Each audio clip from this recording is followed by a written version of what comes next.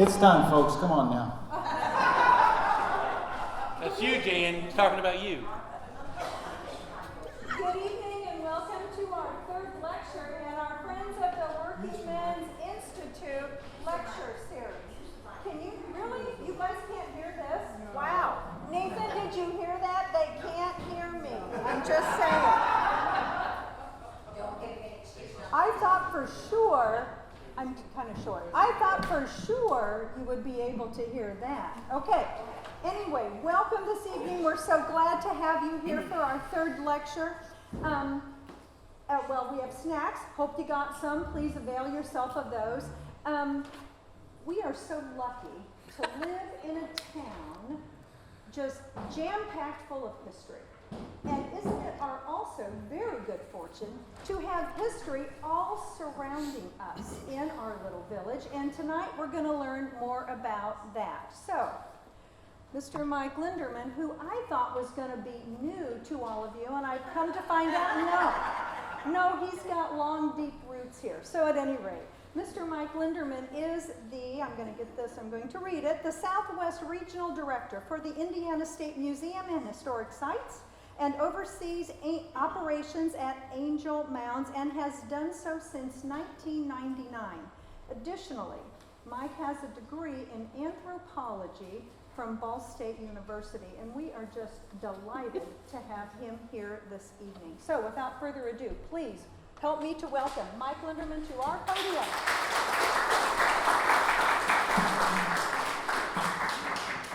I'm bound to disappoint tonight, so be prepared. Yes, I've been hanging out with New Harmony people for 25 years, as long as my wife was involved out here and all of that. So, this is my 25th year in Angel Mounds. The day we reopen our exhibits that are being redone in November will actually be 25 years to the day that I started at Angel Mounds in 1999. This is a photo that I took about a week ago. And we'll get into why the sun and the moon are so important out there at the site, but it's a very photogenic property. So most people don't know that the name Angel comes from the Angel family, as you have here in town. They're related, as we all probably know.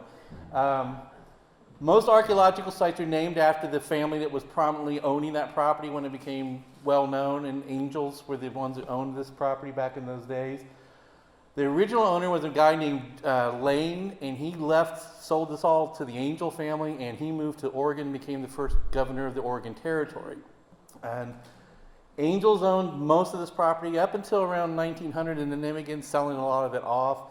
These four stones were on the riverbank, the Ohio riverbank, and the river was washing the graves away. So a couple descendants in Evansville paid to move the stones up onto the property a little bit farther. I am told when they moved them, there was about a shoebox worth of each of them still left under each of the stones, and some of the coffin hardware was still there. This is the one and only time that new burials will ever be allowed at Angel Mounds, except for one that I'll talk about here in a minute. So yeah, Angels were pretty prominent. So this is a map of Vanderburgh County, and Angel Mounds is located here in the extreme southeast corner, and you can even see a mound depicted on this map, and there's the name Angel Farms. This is an aerial photo taken by the Army Corps of Engineers in the 1920s. Here's the Ohio River here. This is what we refer to as the chute, and it's a waterway that separates the main site from this island, which is called 3 Mile Island. The island is 3 miles from the mouth of the Green River, which is downriver just a little ways. But in this, you can see that the property was heavily cultivated. This is the large central mound. This is the Temple Mound, and then there was a farmhouse down here. There were farmhouses up here. And then this is a cypress slough that bows around the north end of the property. It dries up over here because beavers have dammed it up at this point, and the water will only go this way today. The chute very rarely has water in it, so the island is in the state of Kentucky. So my running joke with students is that we can walk to Kentucky without getting wet in Angel Mounds. They say the chute was deep enough in olden times that steamboats could actually pull in off of the river and stay in here when the river was too choppy. That could not happen today. There are points, I'd say every 6 years, the river will rise so much that it'll come all the way up to the back of the visitor center, which is right here today. There was a year we canoed off the back of the building, not because we had to, but because we wanted to, so we could canoe Angel Mounds. So this was a very important day. Eli Lilly, the big pharmaceutical giant, was an amateur archaeologist. He loved archaeology, and he was friends with Glenn Black, who was technically the archaeologist for the Indiana Historical Society. And they wanted to do a road trip around the state of Indiana and look at prominent mound sites. And this was the last one they stopped at. And there's Eli Lilly's Marmon, his car, sitting over there in the weeds. I'm pretty sure we're looking southwest in this photograph. There's actually no mounds in this photograph, but you can see it's been tilled, ready for plowing. And Lilly fell in love with the place that time they were at the site. This is the top of the large central mound. You can see it's even been plowed in disc. William K. Moorhead was a prominent anthropologist from the University of Chicago that Lilly was enamored with, and he brought him along on the trip. Glenn Black, he was only 31 years old in this photograph, was the driver because he was the youngest of all the people in the car. This is not that day, but this is pretty much what it would have looked like when they were there. The large central mound had trees all over it, even up on the conical offset, but the Angels plowed right up the top and back and forth there. There are stories of peanuts being planted on top of the mound. There was an apple orchard up there at one time. The strange thing is the Angels never built their house up there. And a lot of these mound sites, people will build their houses up on the mound to get away from the flooding. The Angels farmhouse is actually down here in this lower area. And then if you're familiar with the site, here's Pollock Avenue. It was gravel or dirt in that time, and this is the mound across the street from our front gate. It is 1,000 years older than the main complex. It is a traditional Woodland or Hopewell era mound, so it's a burial mound, where the other mounds on the property are status symbols, and we'll talk a little bit about that here in a minute. And you can see the house over here. The neighbors have always called this the beehive mound, and in archaeology terms, that's usually because it's shaped like a beehive. But if you look very closely right here, there are beehives lined up along the base of it. So the locals weren't all that intriguing with their name calling.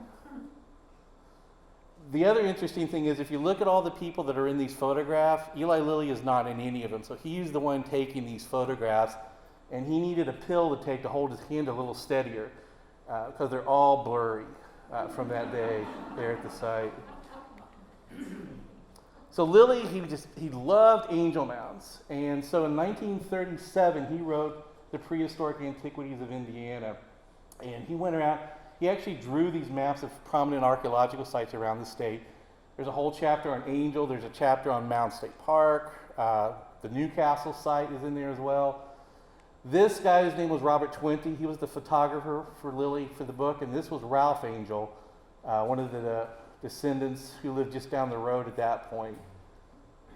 And so when you joined the Indiana Historical Society in the 1930s, these were free gifts to you, these prehistoric antiquities. If you can find an original copy today, they go for $200-300 in really good shape. There are reprints also, but who wants a reprint? You want the real thing. And this is Lilly's map he drew of the site. And he didn't have all the information he needed in those days. So there was a stockade wall that the Native Americans built. It was 1.5 miles long, and it arched over the north end of the site and came back down over here. This was an inner stockade wall that they built also. And these were pretty prominent. You could still see these. And today, if you drive or fly over the site after a long drought, the stockade line will kill the grass first, and you will see the outline of the stockade line arch all the way across the top of this property there, or the north end of the property. Mound A is, they used to say it was the 10th largest mound in North America. It is 600 feet long, 400 feet wide, and about 45 feet when you get to the top of the cone there. And then this was the Temple Mound, where priests would have lived. There were 11 mounds at Angel, and that whole story is changing, but they're status symbols. Basically, the larger the mound you lived on, the more important you would have been in the community. So the chief lived here on the big one. And I relate this to school kids by saying, they were the mansions there on the site. Everyone, look, there's so-and-so up on the big mound there. So there's 10 important families, and then the Temple Mound, where the priests would have lived there at the site. So by the time Lily stepped into this property, most of it was owned by the Grimm family. They had sold or bought a lot of it from the Angels at that point. There's a small portion still owned by the Angels by 1937, 36. And my running joke is, well, who wants to go see the Grimm Mounds? We'll call it the Angel Mound still. But John and Lily Grimm lived in this little house where our maintenance building is today. And they built a brand new house up on Pollock Avenue. They were going to pay their cost of it off with their crops from 1937. So we start the year off with the flood. And then there was a drought. And Uncle Eli was floating around out there waiting to make them an offer they couldn't refuse. In the meantime, well, there's Glenn and Eli. Lily and Black were canvassing the city of Evansville, trying to raise local money, and they raised $127 from the good people of Evansville to help buy the property. And you can see how it's all divvied up at this point in 1937, 38. Eugene Angel had this little strip here, and then Ralph had that strip. But most of the village site was in the Grimm family. This was the Heerdinks and the Beckers over here. And Lily wanted all of it because he said one day the city of Evansville will surround the property. And we were 8 miles from Evansville in those days. And everybody laughed. They said, that'll never happen. But by the end of the Second World War, the subdivision started popping up all the way around the property. So he had a lot of foresight in what he was doing. So Lily buys the property for about $160,000. And he's head honcho at the Indiana Historical Society at that time, and he wants to start digs immediately. So he sends Glenn Black and his wife Ida down to move into the Grimm's house, but they didn't know how they were going to pull off a major excavation at the site. And Lily was a staunch Republican. He hated FDR, he did everything about FDR, but FDR had this. And there's some very interesting letters between Lily and Black about how Wendell Willkie was robbed, and then Lily, they had a slow year at the company, and he was going to hire on with the WPA, jokes like that. This is a Carl K. Connect cartoon that he did of the site. I won't zoom in too close because it's not politically correct in some places there. But this is, I think, 1938 when Carl K. Connect did this one. So they apply for the WPA project. They get 277 men assigned to Angel Mounds that year. And the first thing they do is they tear down the house and they start working underneath this chimney here. And there's the bricks of the hearth. And they start finding pottery right away at that location. And this was just to clear that spot. It wasn't, the focus on any major investigation at that location. You got 277 men there. Most of them are not trained in anything. And this is a side story. When I started, we were working on the last exhibit that was there. The State Museum had tried to find some of these WPA workers to interview them. They were all dead, we believed. And they talked to their children, and they said their fathers had been so embarrassed to be part of this relief program that they wouldn't talk about it at all, even though so many good things came out of the WPA and the CCC. So we thought they were all gone, these WPA guys. I'll get back to that. This was found very close to that, and Glenn thought he had found one of his first major finds, and he was concocting all these stories about these 3 pits, and an old farmer came over, and it said this was how they processed maple syrup, the farmers. They were cooling pits. They would take it from one to the other and cool the maple syrup down. So that really deflated Glenn at that point. So Lily liked to get things for free. He loved a deal. And so up at Valonia State Nursery, it was a CCC camp at that point, and they had these barracks, and you can see them here. They were 100 foot long and 20 foot wide. He conned them out of one of them, and then he conned them into shipping them all the way down to Evansville. Valonia's up near Brownstown, Indiana. So they came down on a train, and then he conned someone and loaded them up on trucks and bring them out there. They were prefab. They came in 5 foot sections. And so one building he built had all windows, and then this was the rest of it that was solid walls, and it would be erected right here to be artifact storage. This was, let me get my story straight. WPA built this as an office, There's their outhouse there at the site. So this hops ahead to about 1948. This is the laboratory building with all the windows. This was the warehouse they stored all the artifacts in. You had the smokehouse left over from the Grimms there. You had the office, the photo lab, and the tool shed. And in 48, he conned the U.S. Army out of these. They were from a defunct Army base in Georgia and conned them into shipping them up to Evansville. And I don't know how this happened, but they were brought on a train to the U of E campus somewhere. And there's no train tracks in that area now. But that's where they got them to. And then the Army actually came in and hauled them out to the site and re-erected them. So this was a classic WPA photo. They don't do archaeology like this anymore. Glenn would open up 100 by 100 foot space, and then everything's exposed to the elements. But what you're seeing here, these are post holes of the houses that the Native Americans built there. The deeper holes were storage pits in the middle of those houses, but you would never see archaeology done this way anymore. It was impressive, but kind of frowned upon. And this is how he took those photos. He had this tower built with wheels on it, and they would roll that thing around on the site. And up on the hill, you can see the laboratory and the warehouse and some of the neighbors' homes over there. What happens is when you open this all up, it dries out, and you don't want that. So you have to, you see he's got tarps on some of it in these locations. You also notice some of these guys, well, you don't see them here. There's some photographs of guys with pith helmets, white shirts, and a tweed vest on. Obviously, it was a promo photo for the WPA, because that doesn't last very long on an archaeology dig. And then I call this the Rogues Gallery of photos. This was taken in 41, and they were excavating the Temple Mound in this location here. There was a great story. They were all untrained, so one guy had been sent to several different WPA projects and started fights, and they were just getting kicked out one after the other. So they sent him to Glenn Black, and he put him down in front of this box full of broken pottery and said, "Put this back together." And the guy was there till the end of the project and never started any problems. He had the worst jigsaw puzzle in history, but it kept him content. So I told you earlier, we thought these guys were all gone. And, well, here, I skipped ahead again.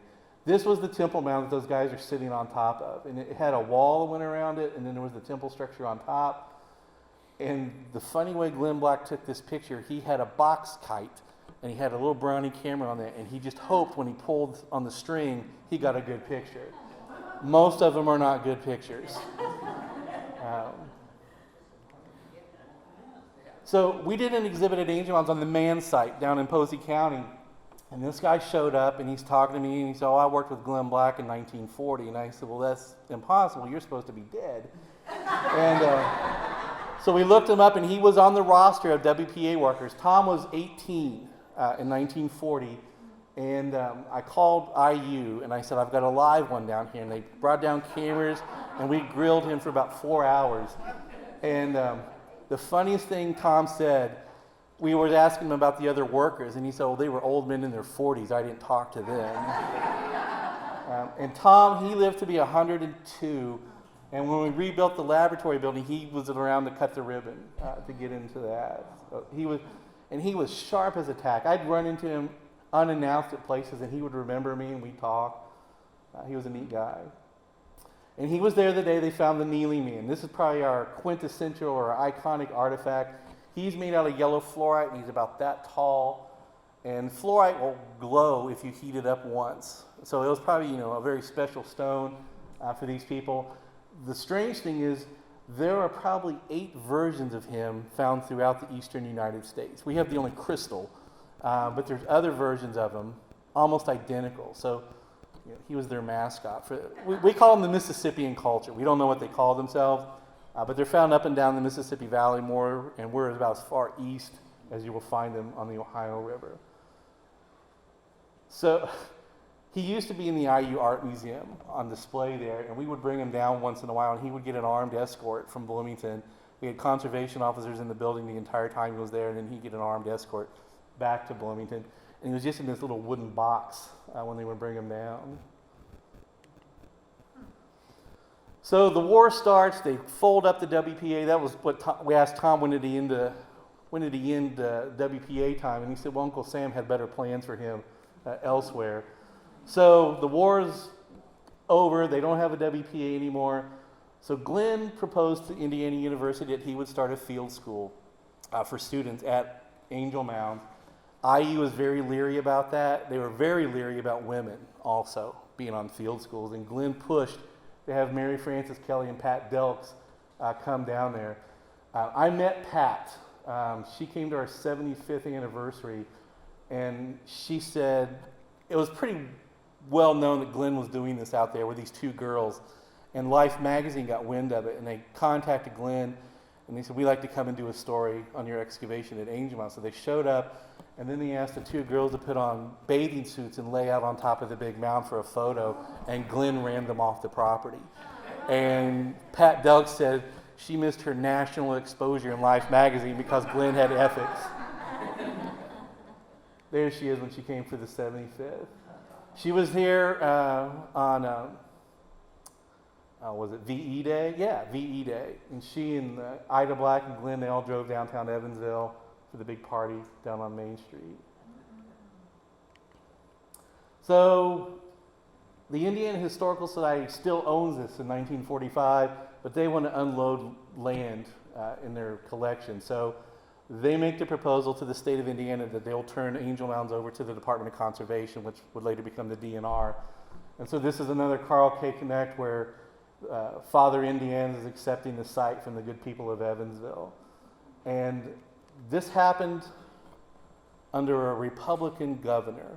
And as soon as he accepted this, he was out of office, and a Democrat came in there and changed all the plan that Glenn and Eli had.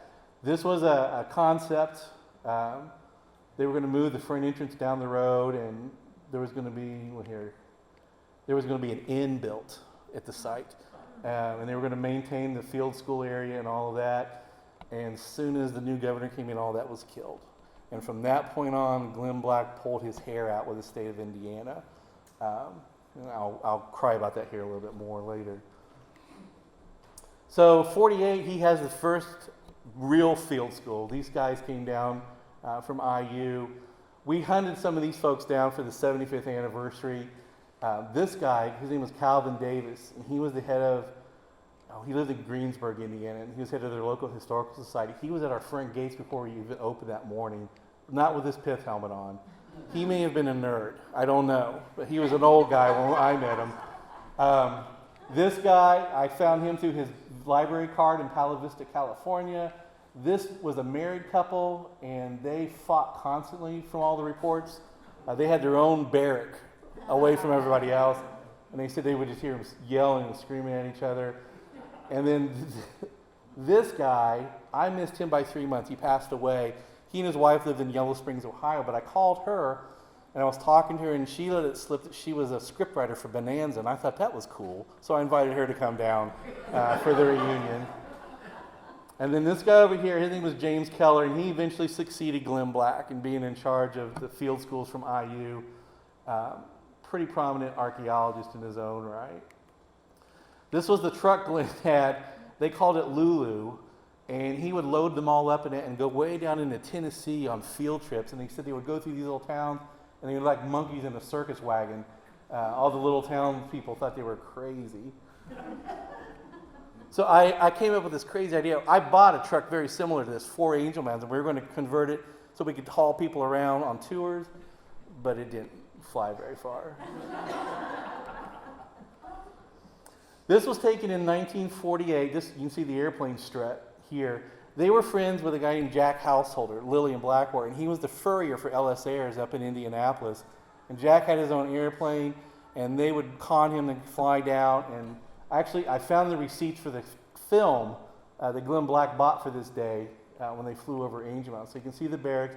The visitor center today is about right, it's over here in that location. And then there's the barracks, all in the circle there from Georgia. One of the big changes, those trees are all gone and these trees are all gone. We've had that all cleared. And this was the luxurious accommodations inside the barracks. Not one field school student I've ever talked to said they were nice. They were hot in the summertime, cold in the winter. There were wasps and hornets all over the place. And in one of the barracks, they had an exhibit, or basically the exhibit. And it was the old school. It had the burlap backing, and the artifacts were wired to it. And this is Ida Black, and this woman's name was Gertrude Barrick. She was the cook for the field schools. And she's from Posey County, not now, but she was. And she's buried in the cemetery as you're going into Mount Vernon now.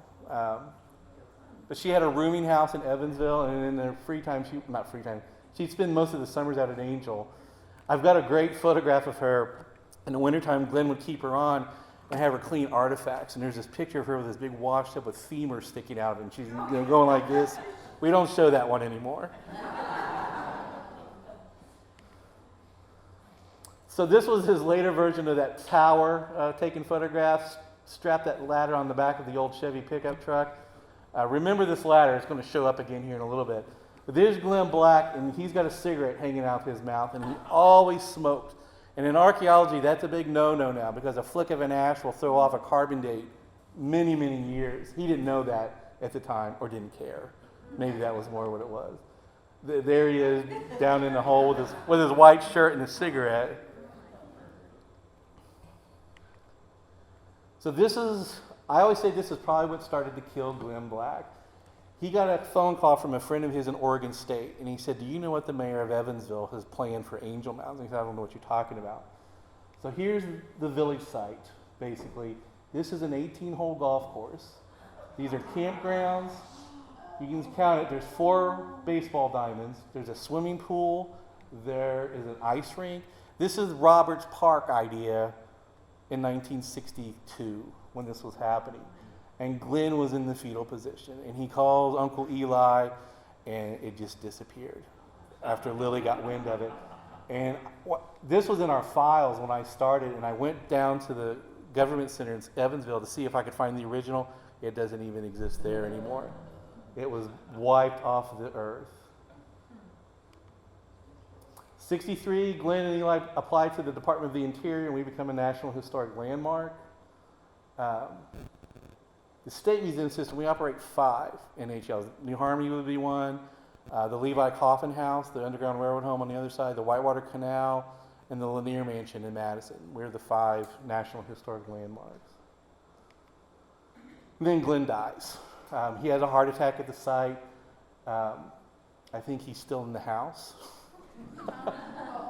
We lived in the house for 18 years with an extra person in there floating around sometimes.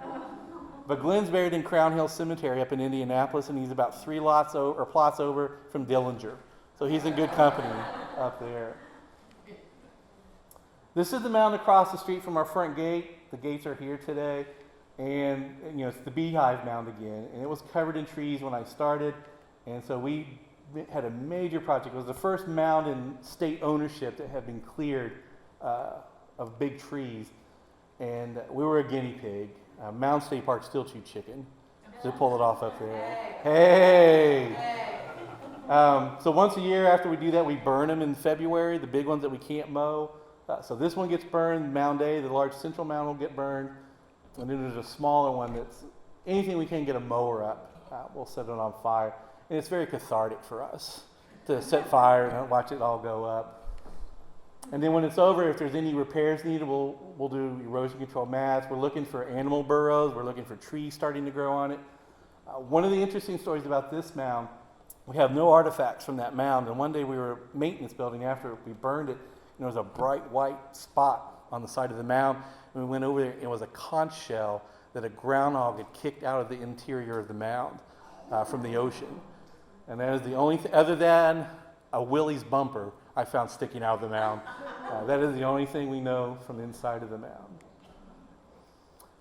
And when Glenn and Eli came here in 1931, when Pollock's gravel and Glenn standing about right here, they noted that there were 2 large holes on top of it from looting attempts. Most looters don't know if you want to loot a mound, you burrow in from the side with a mine shaft. You don't start at the top and go down. And those holes were still there when I started. So I contacted a local scout troop to see if they would help me with a bucket brigade to get dirt up there to the top, and nobody would join up for that. So we got state prisoners in here who had no choice. And it took 2 dump trucks to fill the holes that were on top of the big mound there. Another funny story, they used to tell ghost stories about the mound. If you dug into it, you would hear drums beating and dogs barking. So when we cleared the mound, I was sitting in my office, and there's a guy in our neighborhood I called Crazy Eyes. He came in, and it was like his eyes were spinning when he would talk to you, and he got right up in my face and said that I had pissed off the spirits in that mound, and he knew for a fact that they were mad because they kicked him off his dirt bike when he tried to go over the top of it. Yeah, it was me that had ticked him off. So Mound A, after we cleared Mound G, the one across the street, this was the big one. Because we're a National Historic Landmark, the Department of the Interior and the National Park Service, they come by and evaluate our condition periodically. And we were in an endangered National Historic Landmark because of these trees. Heavy winds, they would topple and pull their roots up out of the system. We also had some erosion problems with the Ohio River. And so Mound A was our big project. And that's the day the last tree was taken down off of the conical offset. And before, it looked like a clump of trees in the middle of the site. And when we cleared it, you got a perspective of what the Native Americans were going for. It was something to look at there in the middle of the site. Also, this is where a tree had fallen and pulled its roots out. It was about a 5-foot deep gash in the side of the mound. So we had that repaired. We cut trees off as close to the surface as we could, and as those rot away, we fill those spots in with new soil. But that was that same spot repaired. And because of that, it was after a burn one year, we were the first archaeological National Historic Landmark to be taken off the endangered list in American history. Did I say that out loud?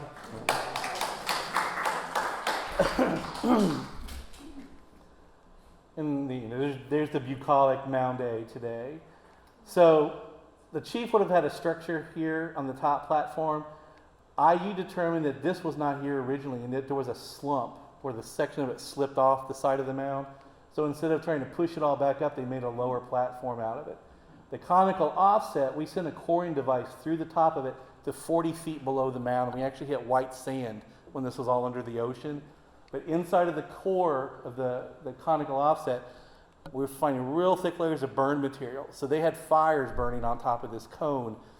For what purpose, we're not sure. It could have been for ceremonies. It could have been for signaling.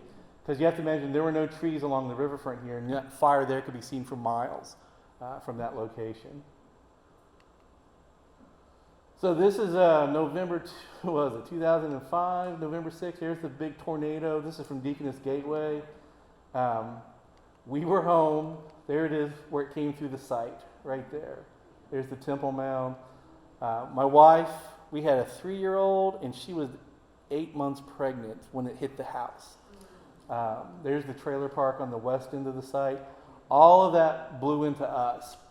And I don't know if you remember, 25 people were killed in the trailer park. And if you remember right, there was a family killed. It was a husband and wife, their 3-year-old, and the wife was 8 months pregnant, and everybody thought it was us. But that was up where it ended, up near Gentryville. And this is a side story. We did not know how we were going to clean up this mess on our property. And I get a call from the Nut Club, and they said, will you give us 2 days to go in there and clean all it up? And I said, you'll never get that cleaned up. There must have been 150 trucks parked out there. They hauled 160 tons of debris off of our property. It took them 3 days, though. They didn't get it done in 2.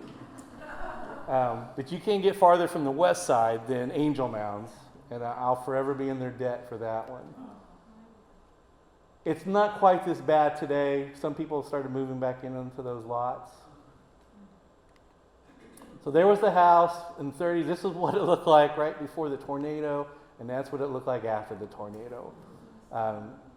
You can see in the old photograph, Glenn Black had a garage. He had a 63 Corvette, brand new, when he died. He had no children, so he could afford nice things like that. And then he had a library and office over here. Those were completely gone after the storm came through. So this gave us this rare opportunity. The house had been covered in aluminum siding. It had nasty storm windows. And I said, why don't we restore it to the way it looked about 1950 when Glenn and Ida Black lived there. That's the morning after when it took the beating. Harmony State Park came over and Lincoln State Park came over to help us start to clean up the mess. So we went from that to that. We rebuilt the garage, we rebuilt the library, your office building. Glenn had a circular driveway, and years later, one of the property managers removed that because he said it was a pain to drive around, and he was right, but we got the historic look back.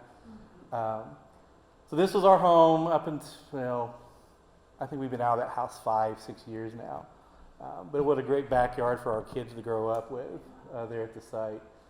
So now our programmers live there, and then they have to answer the weird, ghostly alarms that go off in the building at midnight. There's the library. So there's that ladder I told you to remember on the back of the truck. That's how well we're funded. No, it's not quite that bad. It is still there, though. We still have a 60-year-old ladder there at the site. That was the original interior. Ida had a corner. She started the Evansville Lapidary Society, and that was the desk where she started all of that. And then the new one, we were going to make an exhibit space out of it, but it's so far removed from the main site that it never happened. So these buildings were WPA built. That was the office. This was the photo lab. There's the old Grimm smokehouse. Here's the smokehouse, and then this was the tool shed that the WPA built. That's the only original WPA building we have left. This was the Grimm's barn, and that's where it sat. There's the smokehouse, and then here was the office, and there's one of the first digs. It actually looks, I need to take new photographs. It doesn't look this dumpy today.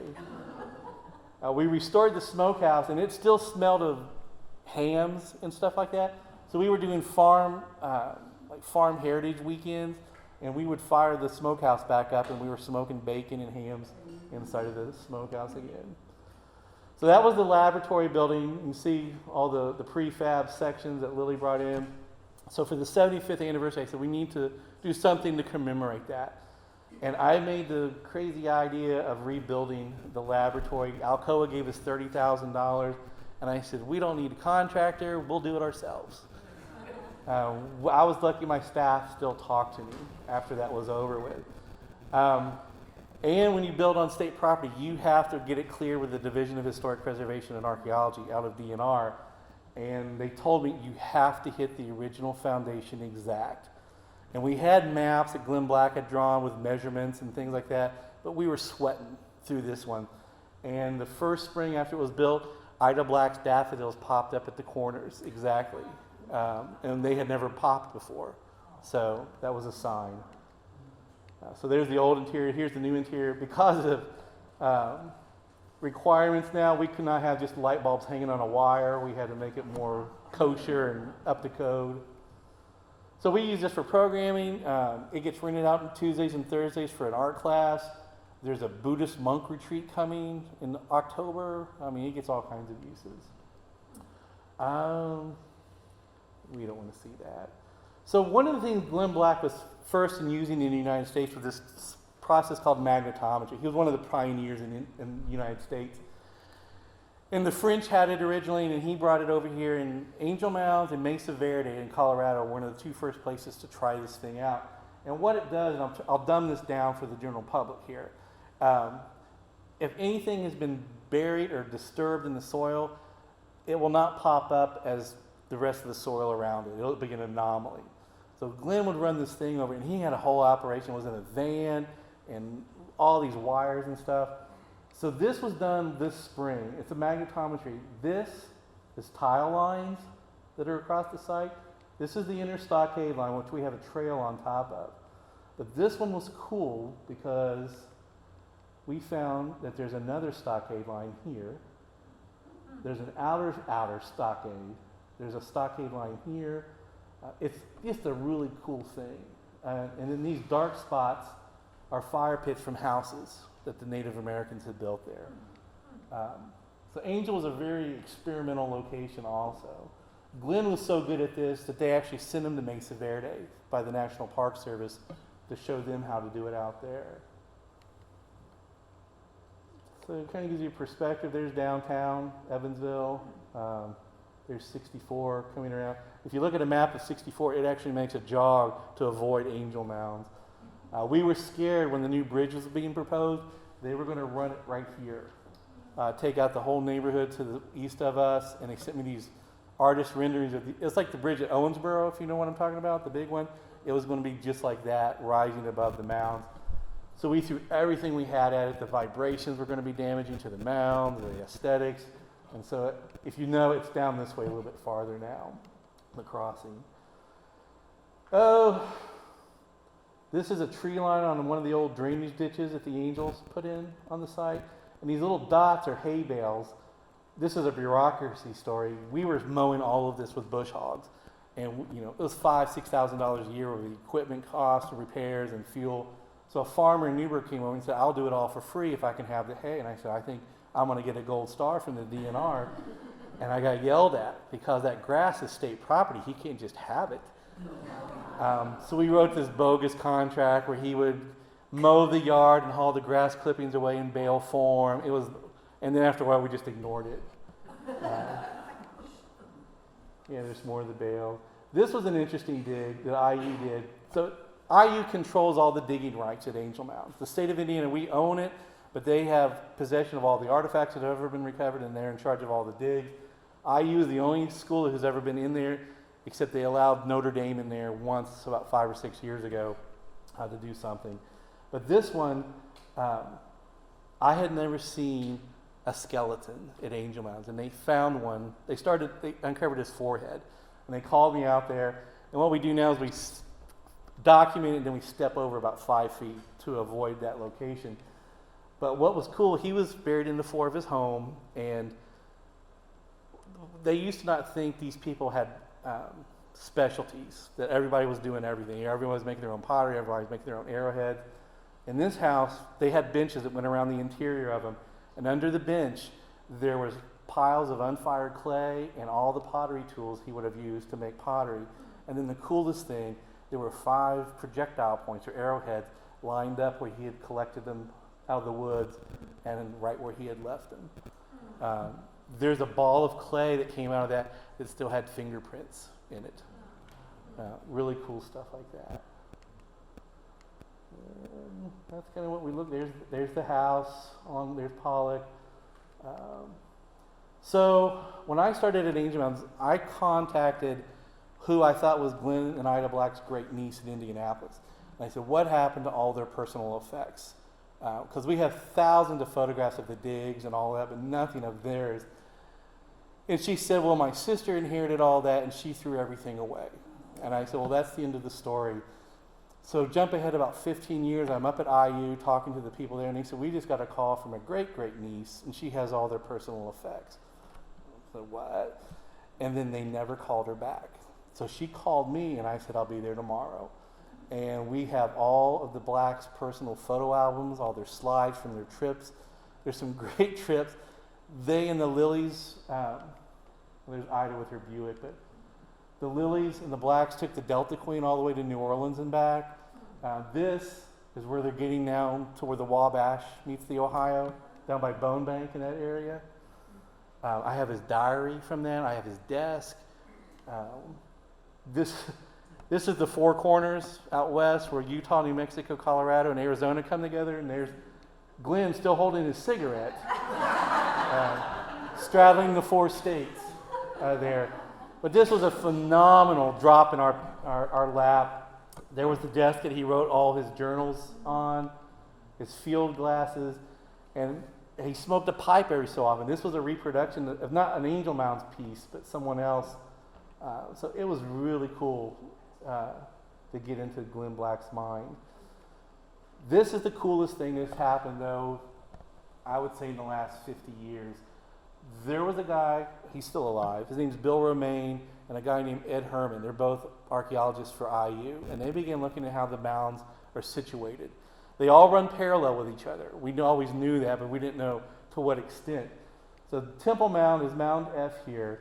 The morning of the summer solstice, if you were standing on that point and follow that line across the 2 corners of the big central mound, it'll point to where the sun rises that morning. And then this, from Mound B to the cone on the big mound, the afternoon of the winter solstice, the sun will come across the sky and go right into the top of the cone. So we tried it, because we weren't going to tell the public about this until we could prove it. So this was the summer solstice, the first time we witnessed it, from the Temple Mound. So this corner is lining up with the two corners on the central mound pointing right to where the sun is coming up. IU doctored this once and put a flying saucer hovering over it. I don't show that picture anymore. So this was the winter solstice. We did this about 2 years after the summer solstice. I'm out there about 3 o'clock in the afternoon, and I said, there is no way that is going to go down to that. And sure enough, it went right into the top of the cone there. So we opened these up to the public. We did winter solstice last year. About an hour before it happened, the sky clouds up. So you could see a haze over the central mound. And then the summer solstice this year, which was rough. That's 5 o'clock in the morning. I haven't seen Angel Mounds at 5 in the morning since that one photo was taken. Everything was looking great, and then it clouded up. But we got their money. And then it was written up in this, and then my picture got on the front cover of it. The other cool thing is, on the morning of the summer solstice from the Temple Mound, if you look towards Mount E, in the horizon, the Milky Way will come out of the horizon, arc over the site, and go behind Mound H down here. Now, we have not been able to capture the whole arc because of the light pollution from the city of Evansville. If Centerpoint would shut it off for 5 minutes, just once, but they wouldn't be able to survive, would they, if they lost that income? So this is the Temple Mound. Mound H is over here, and that's kind of what it would look like. It was their TV. They didn't have anything else to look at. And this is called the Path of Souls. They would believe that the lights were, past people who had moved on. So I have challenged the Evansville Photography Club to come out and try to capture as much of this as they possibly can. And then this occurred this spring. Up until 1985, we had a rare frog that lived in Angel Mounds called crawfish frogs. And in 1985, they disappeared. And now they're an endangered species in Indiana. There were other locations in the Evansville area, but they've all been developed into subdivisions. But we had an extant location. So this guy, he's from DNR, and this was the guy, the last one to see the frogs in 1985. They brought down several big bundles of the eggs from a location in northern Indiana, and they hatched, and we've got crawfish frogs back at Angel Mound. Their croak can be heard for 2 miles, so the neighbors are going to be ticked come spring when these things start going off again. But they'll hatch, and then they leave.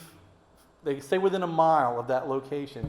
And that wetland they're in is actually a borrow pit from when they were getting mud to mud the wall that went around the city or the town. So it's a neat little concept there. So we're looking forward to the croak come the spring. And that's all I got.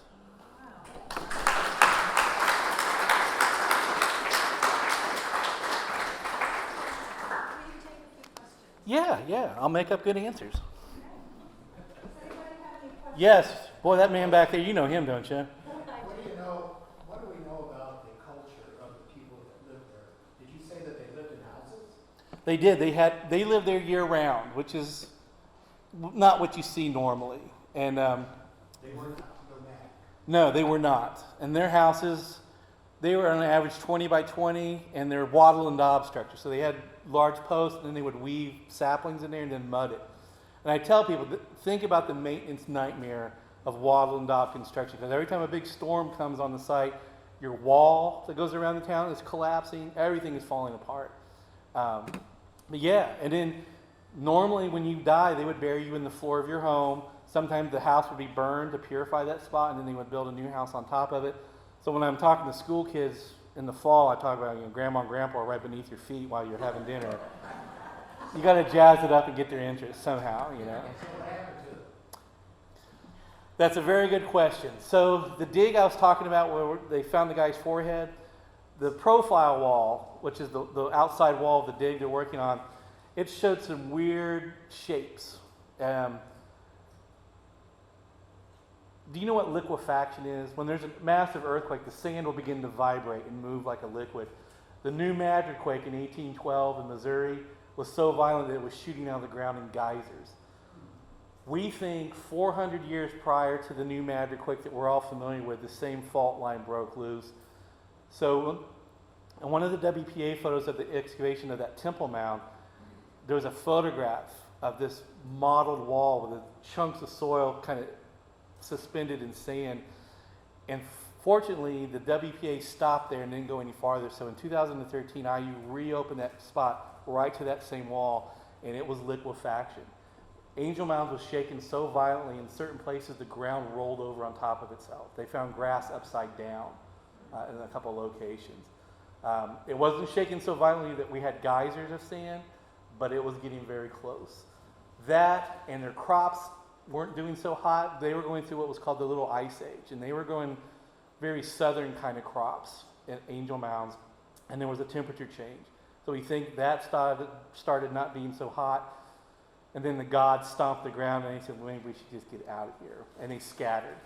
And we can follow them for a little while. Their pottery designs will show up in smaller villages, but then we're getting into the 1400s and the 1500s, and they're getting swallowed up by the historic tribes that we're familiar with today in Indiana.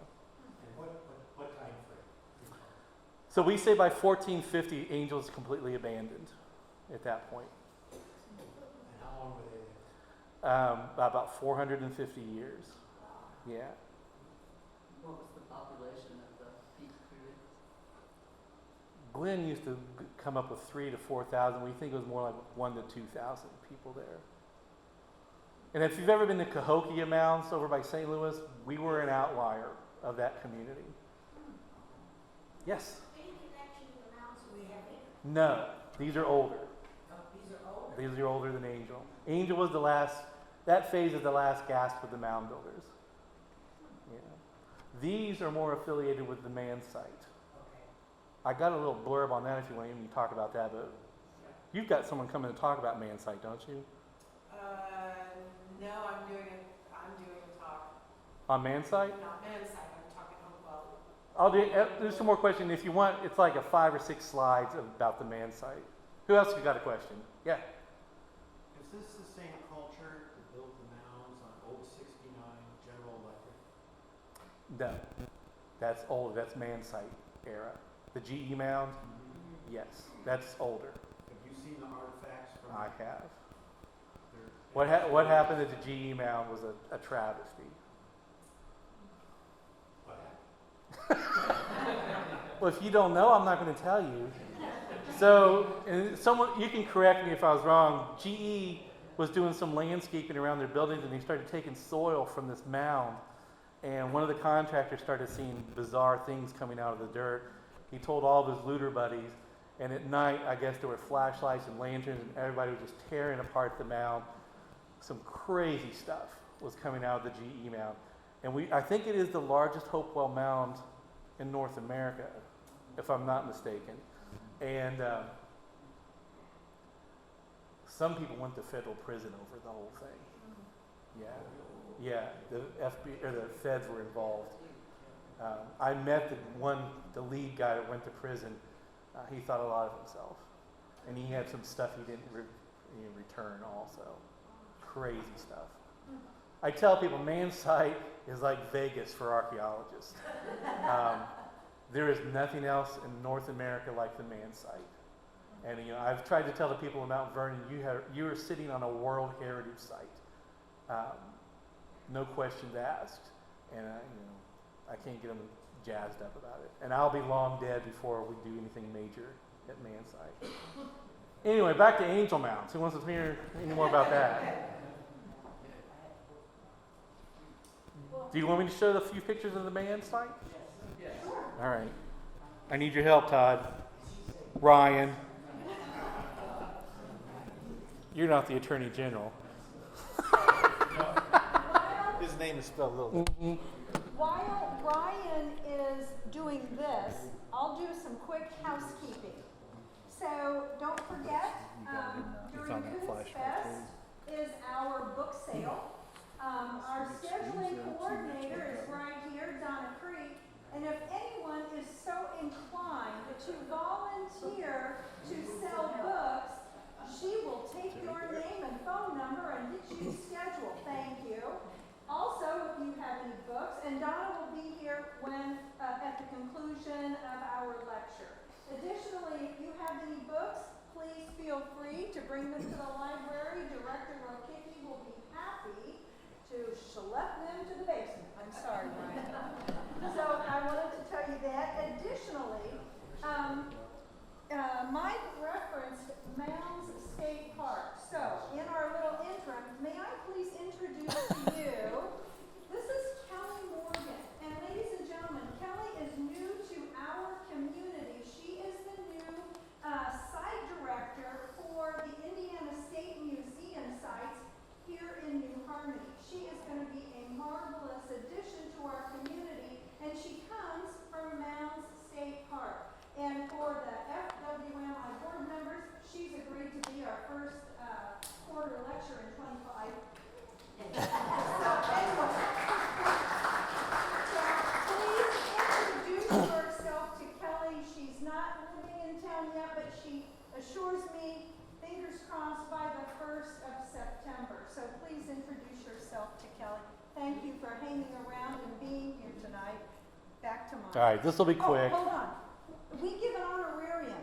Oh, nice. Thank you. Thank you. Thank you for doing this. No. Not only has this been informative, it's been fun. Thank you. You're welcome. Can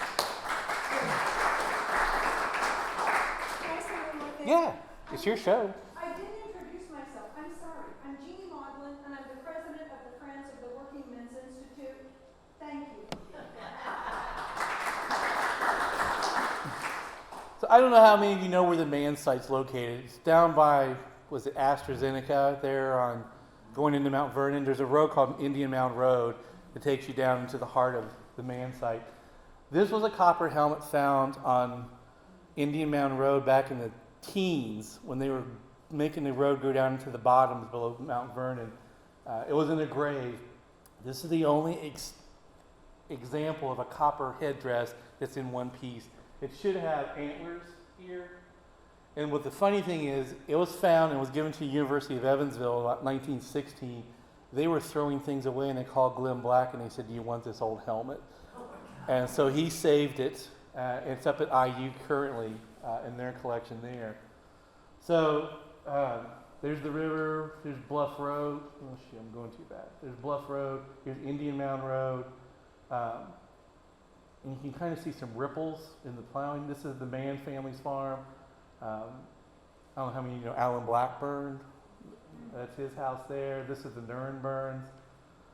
So this was the same day those photos were taken of Angel Mounds that I told you about, Jack Household, and they flew over. So here's Bluff Road going towards Mount Vernon. Each of these circles is a mound. There's at least 25 mounds here. This crazy thing, so this bulge in the woods is a humongous mound. I think Mike Krzyzewski, USI, said it's the 3rd or 4th largest Hopewell mound in North America. It had a wall built around it, some kind of enclosure. This faint line right here is made out of shells. It's referred to as the Shell Road.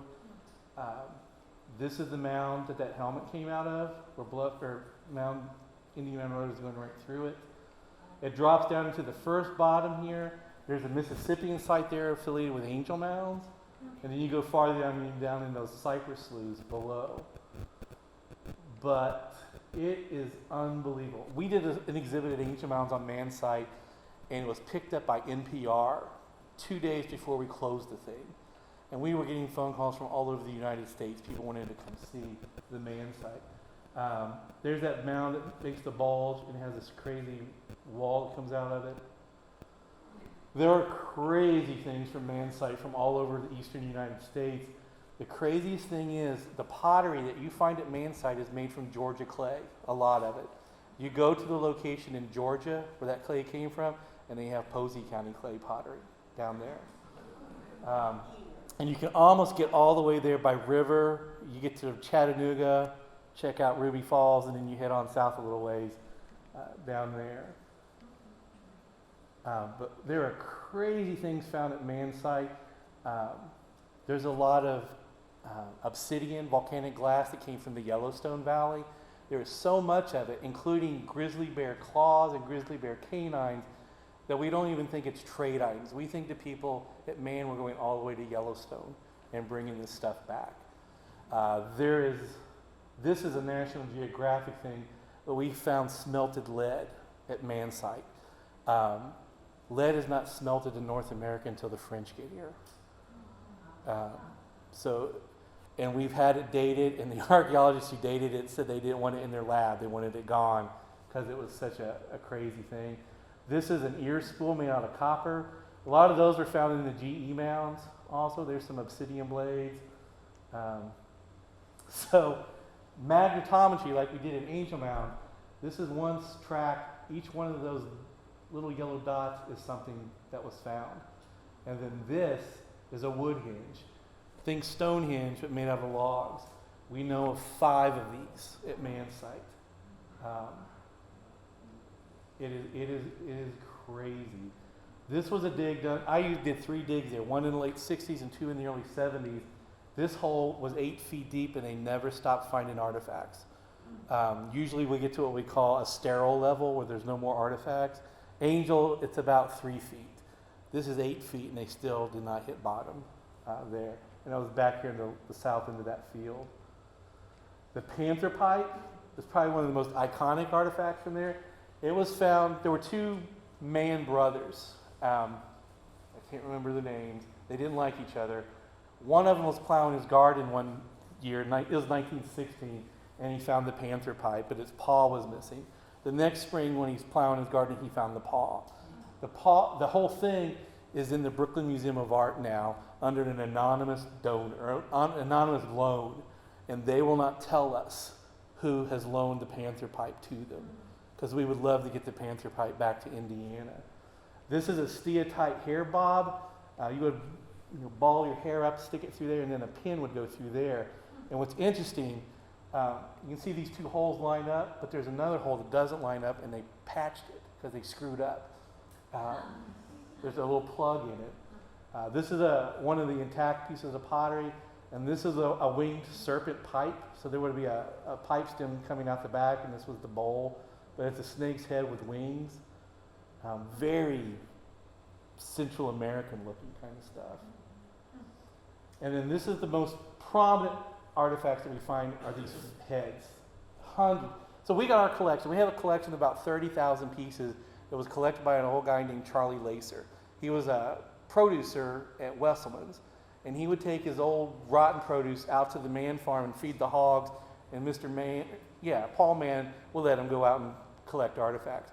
But Charlie was different. He kept records of everything. He wasn't just looting. But we have hundreds of these heads.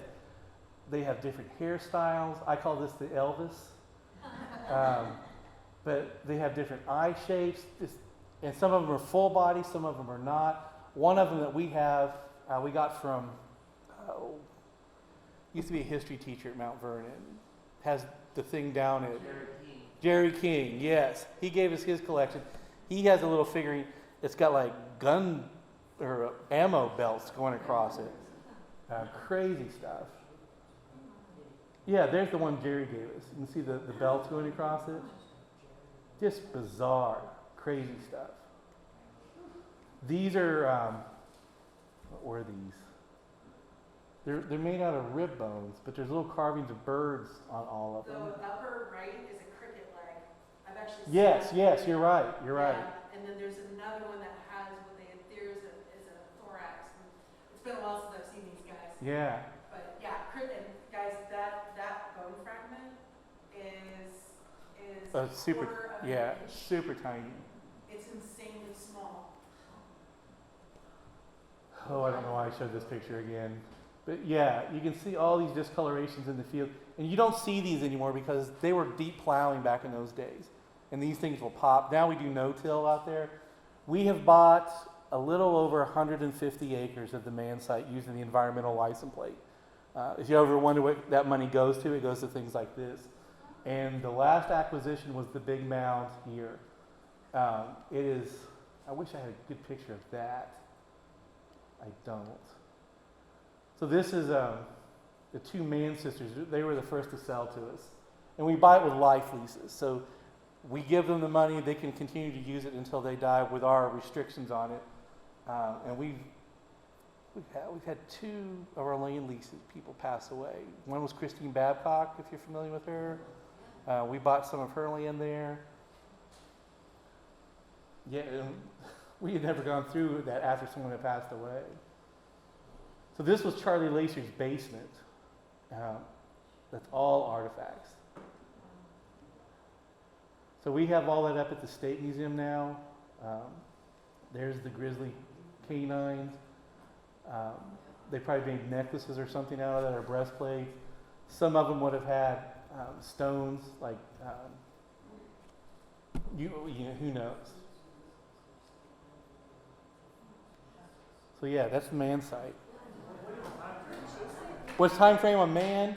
From about 100 to 500 AD. Yeah. Would you talk about the hours of operation for Yeah, we're the same hours as we are here. Closed Mondays and Tuesdays, 10 to 5 every day. A few holidays that we actually are allowed to close. I won't go into that. What Yeah. was the lady's name that worked back there at the man site? That she was she came up here even and did some things with the Oh, was it Michelle Greenan? no, she wrote a book. I had it, and I'm trying to think. I don't know. I lost a senior moment. You're granted that. That's okay. So Mike Struzeski, who's the professor of archaeology at USI, he is producing a book on the man site. I think it comes out this fall. At one because I just gave it to my dentist. Oh, yeah. I don't know who you're talking about. Yeah. So that's right here in Posey County. I ran a bookstore also. Oh, yeah. You guys are sitting on one of the greatest archaeological sites in all of North America, right here in Posey County. I feel like I'm cheating on man site, or on Angel Mounds, when I talk about the man site. But one day it will be a World Heritage Site. It'll be ranked with the pyramids in Egypt. That's how important the man site is. Yeah. Can we do a shameless plug for some programming coming up? Yes, Kelly's got all kinds of programming coming. So in the first weekend of November, Mike Staneski is actually going to be doing a lecture at Thralls about the redware pottery that the Harmonists were creating. And then the 19th, I'll be doing a discussion about Hopewell era Native American populations and the earthworks that exist in the Harmonist Cemetery, and then we'll be taking a walk out there and looking at them. So if you're interested more about culture of folks and man sites, culture that was in and around, we'll be talking about that in November. I think Kelly's the first person in our history of the State Historic Site to ever do a program on the mounds in the cemetery. So How do we find to know about that? How are you going to They are on Facebook. Go to New Harmony State Historic Site. They are under the events section already. I've given Kelly the task to ramp things up, and I think she's going to do that for me. Just my background is actually in North American archaeology as well, so that's I'm sticking with the stuff I know right out the gate. That's all there is, folks.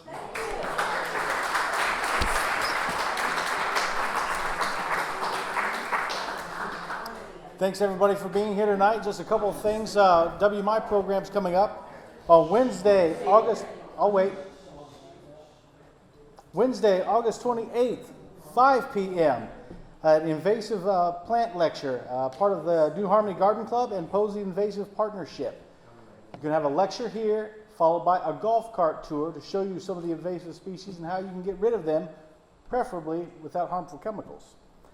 Thursday, September 5th, Eleanor Rust and Trista New Year will be here with Frances Wright, America's Forgotten Radical. They were the co-winners of last year's Lena Feiner grant. And finally, Thursdays, starting tomorrow at 10:30, preschool story time kicks off again. So if you've got little ones, bring them by the WMI Thursdays, 10:30, starting tomorrow until October 3rd. One more time for Mike.